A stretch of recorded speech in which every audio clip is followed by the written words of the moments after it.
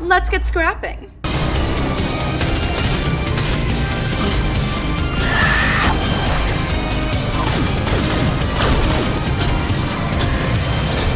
Hello and welcome to another 5-minute review.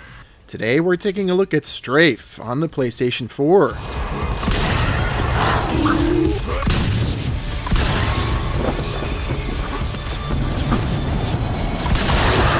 Despite what the trailers may have shown, this game is not nearly as fast or absolutely ridiculous as it claims to be. Playing this game won't make your face melt off or explode, and actually, playing it quickly is a good way to get killed. In the game, that is, not in real life. Anywho, don't get me wrong, Strafe can still be a blazingly fast first-person shooter, but playing cautiously is one of the best tactics to staying alive.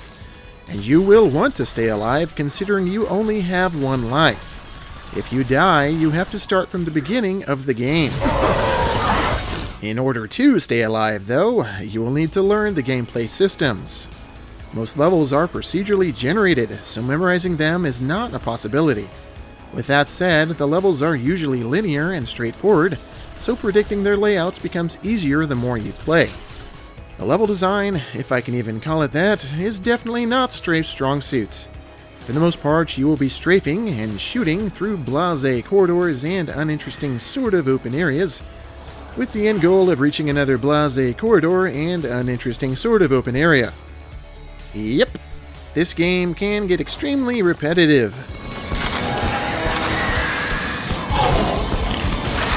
Even though the levels are procedurally generated, they all start to feel the same after a few playthroughs. And speaking of playthroughs, a full run of Strafe only lasts about an hour and a half or two, which is good considering you only have one life. This game is designed around trial and error, rinse and repeat gameplay, so the developers are hoping the longevity of the game comes through exploring its intricacies. If you're not the type that likes to experiment and try new things, you probably won't like this game.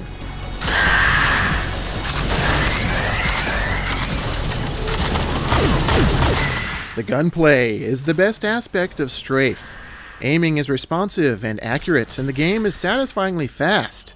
Lining up headshots on a row of grunts with an upgraded machine gun is a lot of fun, and painting the floors red with the goopy goopiness of your enemies is completely over-the-top ridiculous. Some of the weapons are downright duds, though. The main shotgun shoots disappointingly slow, and a few of the level weapons are just horrible.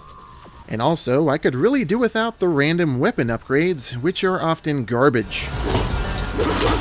Experimentation is an essential aspect of Strafe, and its only source of replayability. So it's too bad that experimentation usually leads to death, which is made even more frustrating considering the game's roguelite aspects. In my first hour or so, I was dying a lot because I was running around like a maniac shooting everything. But as it turns out, playing cautiously is the best way to stay alive. Once enemies see you, they just rush you like morons. So if you crash into a room, guns blazing, you will have every enemy in the vicinity trying to kill you. Once I learned that I could just herd all the bad guys into a shooting gallery, the game became a cakewalk, but also pretty dull. Strafe succeeds in emulating a subdued 90s FPS aesthetic, but unfortunately the game's technical performance suffers. The framerate gets really bad sometimes, especially during the murderzone mode. Just look at this. I also experienced several game-ending bugs. On 2 occasions, progression essential items clipped through the floor right in front of me. And sometimes the game's workbench didn't poop out an item I paid for, which was really annoying. So yeah, Strafe does have problems, the biggest of those being the technical issues and bugs. Even with all of its faults, I still enjoyed my time with this game.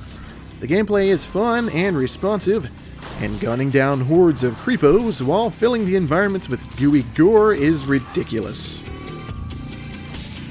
And also, I found myself playing just to jam out to the rad soundtrack.